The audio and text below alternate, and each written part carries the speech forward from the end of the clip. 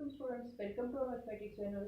आज हम लोग chapter number 1 matrices and determinant के एक्सरसाइज नंबर 1.3 करेंगे। एक्सरसाइज नंबर 1.3 का क्वेश्चन नंबर 5 कुछ यूं है, find the matrices of this and this. हमारे पास तीन मैट्रिक्स गिवन है, हम लोगों ने वेरीफाई करना है a plus B is equal to B plus A. उसने हमारे पास कुछ मैट्रिसेस दिए हैं और उसने कहा हम लोगों ने इन वैल्यूज को वेरीफाई करना है। हम लोग पहले लेफ्ट हैंड साइड लेंगे। लेफ्ट हैंड साइड है हमारे पास a प्लस बी। हमारे पास ए मैट्रिक्स क्वेश्चन में गिवन है, वो हम लोगों ने लिखा, प्लस नेक्स्ट हम लोगों ने बी मैट्रिक्स लिखा। अब इसमें हमारे पास साइन है प्लस का, तो हम लोग इन दोनों को ऐड करेंगे। किस तरह ऐड करेंगे? 1 प्लस 1 यहाँ पे लिखेंगे, 2 प्लस माइनस 1, 3 प्लस 1, 2 प्लस 2। इसी तरह हम लोग सारी एंट्रीज को ऐड करेंगे। ऐड करने के बाद हम लोग नेक्स्ट स्टेप में आएंगे, हम लोग इसको सिंप्लीफाई करेंगे। 1 plus 1 is equal to 2, 2 plus minus 1, ये हमारे पास दोनों के साइन डिफरेंट है, तो हम लोग इसको सब्ट्रैक्ट करेंगे। 2 में से 1 माइनस करेंगे तो हमारे पास आंसर आ जाएगा 1। इसी तरह 3 प्लस 1 4, 2 प्लस 2 4, 3 प्लस माइनस 2 हमारे पास आ जाएगा 1 एंड 1 प्लस 2 3। इसी तरह हम लोग इस निगेटिव टर्म्स को भी सॉल्व करेंगे तो हमारे पास a प्लस बी की वैल्यू आ जाएगी। अब हमारे पास सेकेंड साइड है b प्लस ए, राइट साइड हमारे पास क्या आ जाएगी? b प्लस ए। यहाँ पे हम लोग b मैट्रिक्स को पहले लिखेंगे, प्लस देन हम लोग a मैट्रिक्स को लिखेंगे। अब इन दोनों मैट्रिक्स को हम लोग ऐड करेंगे। ऐड करने के बाद जब सिंप्लीफाई करेंगे तो हमारे पास a plus B and b plus A दोनों का आंसर सेम आ जाएगा, और इस तरह हमारे पास ये वेरीफाई हो जाएगा a plus B is equal to b plus a. Now students, अब हम लोग क्वेश्चन नंबर 6 की तरफ आएंगे। क्वेश्चन नंबर 6 कुछ यूं गिवन है, if a matrix is this and b is this then find a transpose minus 3b transpose. अब देखिए बच्चे, हमारे पास a मैट्रिक्स भी है, b मैट्रिक्स भी है। हमारे पास उसने क्या कहा है, हमारे पास 2a ट्रांसपोज, a ट्रांसपोज को हम लोगों ने 2 से मल्टीप्लाई करना है, b ट्रांसपोज को हमारे पास 3 से मल्टीप्लाई करना है। हम लोग सबसे पहले a transpose and b transpose find करेंगे। a मैट्रिक्स हमारे पास कुछ यूं गिवन है, 1 3 -2 4। अब हम लोग इसका ट्रांसपोज फाइंड करेंगे। ट्रांसपोज में हम लोग क्या करते हैं, हम लोग रोज को कॉलम में या कॉलम को रोज में चेंज करते हैं।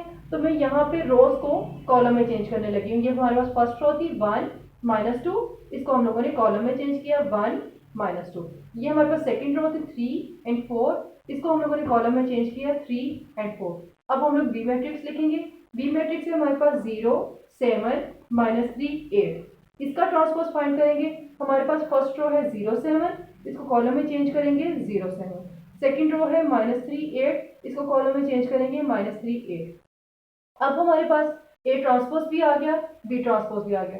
अब हम लोग अपने ओरिजिनल क्वेश्चन की तरफ आते हैं। हमारे पास क्वेश्चन है 2a transpose minus 3b transpose. अब लिखेंगे यहाँ पे हमारे पास 2a ट्रांसपोज जो हम लोगों ने फाइंड किया था वो लिखा 1 3 -2 4। नेक्स्ट है हमारे पास माइनस, हम लोगों ने माइनस पुट किया 3। अब है बी ट्रांसपोज, बी ट्रांसपोज है हमारे पास 0 7 -3 8।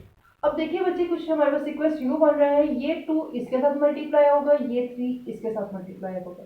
2 1s are 2, 2 2s are 4, 2 3s are 6, 2 4s are 8। अब हम लोग 3 को इसके साथ मल्टीप्लाई करेंगे, 3 0s are 0, 3 7s are 21, 3 3s are 9, 3 8s are 24।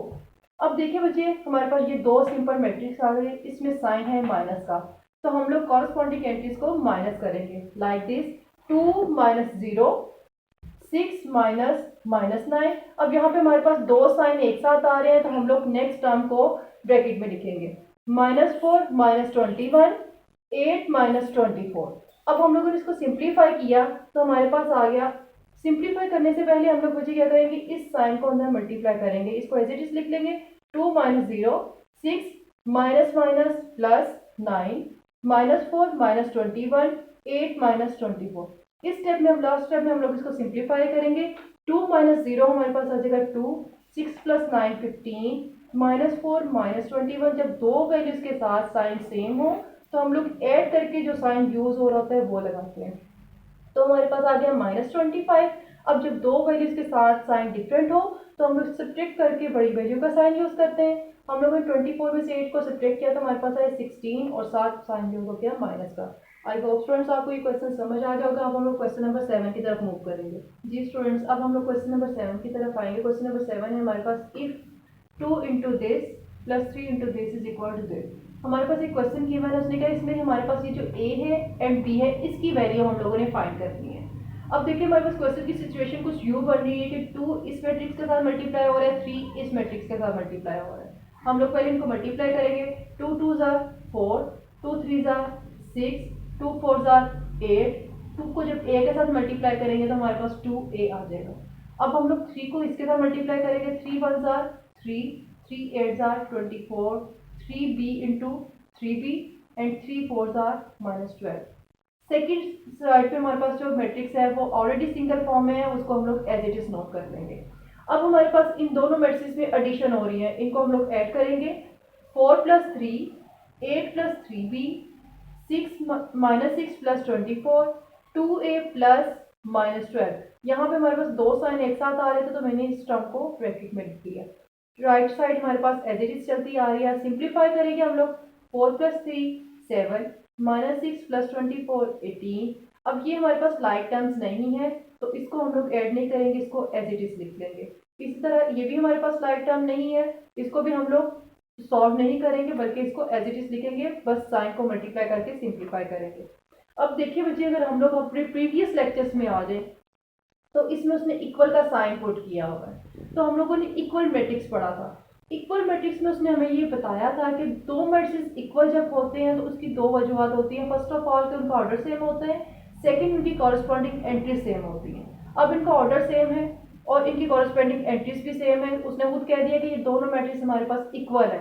उसने हमें बता दिया हुआ क्वेश्चन में कि ये दोनों मैट्रिक्स इक्वल है, तो हम लोग लिख सकते हैं कि 8 + 3b वो 10 के इक्वल है, ठीक है, एंड 2a - 12 हमारे पास 1 के इक्वल है। इस तरह हम लोग दो इक्वेशन सॉल्व कर लेंगे। किस तरह हम लोगों ने किया, एक दफा फिर से अपना रिकॉल कर रही हूँ। उसने हमें क्वेश्चन में बता दिया था कि ये दोनों मैट्रिक्स हमारे पास इक्वल है। जब दोनों मैट्रिक्स हमारे पास इक्वल है तो इनकी कॉरस्पॉन्डिंग एंट्रीज इक्वल होंगी। हमारे पास 7 जो है 7 के इक्वल है, 18 हमारे पास 18 के इक्वल है। तो हम लोगों ने इनमें से ए और बी की वैल्यू फाइंड करनी है, तो हम लोग इधर से इक्वेशन ड्राइव कर लेंगे। किस तरह, 8 + 3b जो है वो 10 के इक्वल लिख लेंगे, 2a - 12 हमारे पास 1 के इक्वल आ जाएगा। हम लोगों ने इनको दो इक्वेशन का नाम दे दिया, ये हमारे पास इक्वेशन 1 बन गई, ये हमारे पास इक्वेशन 2 बन गई। अब हम लोग इनको सॉल्व करेंगे, इक्वेशन 1 की तरफ आ जाएंगे। इक्वेशन 1 हमारे पास है 8 + 3b = 10। हम लोगों ने b की वैल्यू फाइंड करनी है। हम लोग सबसे पहले क्या करेंगे, 8 को दूसरी साइड पे मूव करेंगे। यहाँ पे 8 प्लस हो रहा है, जब दूसरी साइड पे जाएगा तो वो माइनस हो जाएगा। हमारे पास बन जाएगा 3b = 10 - 8। 10 में से 8 माइनस किया 2। अब देखिए बच्चे, हमें सिर्फ b की वैल्यू चाहिए, हमें ये 3 इसके साथ नहीं चाहिए। 3 का b के साथ क्या रिलेशन बन रहा है, 3 जो है वो b के साथ मल्टीप्लाई हो रहा है। जो चीज़ एक साइड पे मल्टीप्लाई हो रही है दूसरी साइड पे डिवाइड हो जाएगी। b यहाँ पे रह जाएगा और हमारे पास यहाँ पे आ जाएगा 2/3, जो हमारे पास b की वैल्यू फाइंड आउट हो गई। अब हम लोग फीडबैक में आएंगे, इक्वेशन 2। इक्वेशन 2 हम लोग लेंगे। इक्वेशन 2 हमारे पास क्या कीमत थी, 2a - 12 = 1। हम लोगों ने a की वैल्यू फाइंड करनी है। हम लोग -12 को दूसरी साइड पे ले जाएंगे, हमारे पास आ जाएगा 2a = 1 + 12, 2 = 13। अब a के साथ हमारे पास 2 मल्टीप्लाई हो रहा है, जब दूसरी साइड पे जाएगा तो वो डिवाइड हो जाएगा। a की वैल्यू हमारे पास आ जाएगी 13/2। उसने हमें क्वेश्चन में यही कहा था, हम लोगों ने a और b की वैल्यू फाइंड करी है जो उसने मैट्रिक्स में दिया हुआ था। तो हमारे पास a की वैल्यू आ गई 13/2 एंड b की वैल्यू आ गई 2/3। आई होप स्टूडेंट्स आपको क्वेश्चन नंबर 7 भी क्लियर हो गया होगा। अब हम लोग नेक्स्ट क्वेश्चन नंबर 8 की तरफ जाएंगे। एक्सरसाइज नंबर 1.3 का लास्ट क्वेश्चन करना था, लेकिन उस पर जाने से पहले हम लोग symmetric matrix and skew symmetric matrix को डिस्कस करेंगे। सबसे पहले मैं आपको समझाऊंगी सिमेट्रिक मैट्रिक्स। सिमेट्रिक मैट्रिक्स की डेफिनेशन कुछ यूँ गिवन है, a square matrix is symmetric.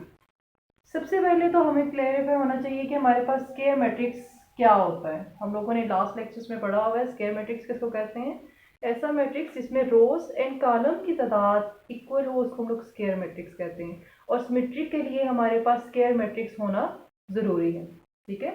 A square matrix is called a symmetric if it is equal to its transpose. Means to say that students कि अगर हमारे पास एक मैट्रिक्स ए सिमेट्रिक है, वो कब सिमेट्रिक होगा, अगर हम लोग उसका ट्रांसपोज फाइंड करें और रिटर्न हमारे पास ए मैट्रिक्स ही आ जाए तो हम लोग कहेंगे ये मैट्रिक्स ए जो है वो सिमेट्रिक मैट्रिक्स है। अब डेफिनेशन की मैं एक एग्जांपल से आपको वेरीफाई करूंगी। यहाँ पे एक मैट्रिक्स गिवन है ए की एंट्रीज है कुछ यूँ 3 0 0 3। हम लोगों ने इसका ट्रांसपोज फाइंड किया। ट्रांसपोज हम लोग कैसे फाइंड करते हैं?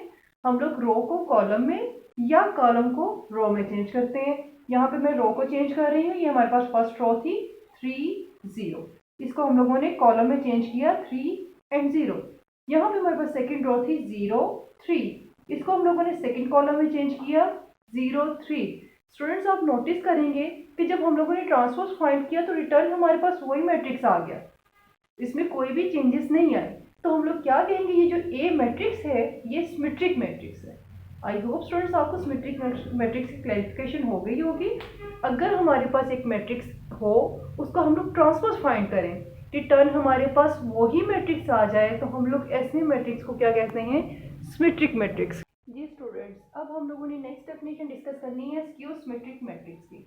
डेफिनेशन कुछ यूँ कहना है, a square matrix A is said to be skew symmetric.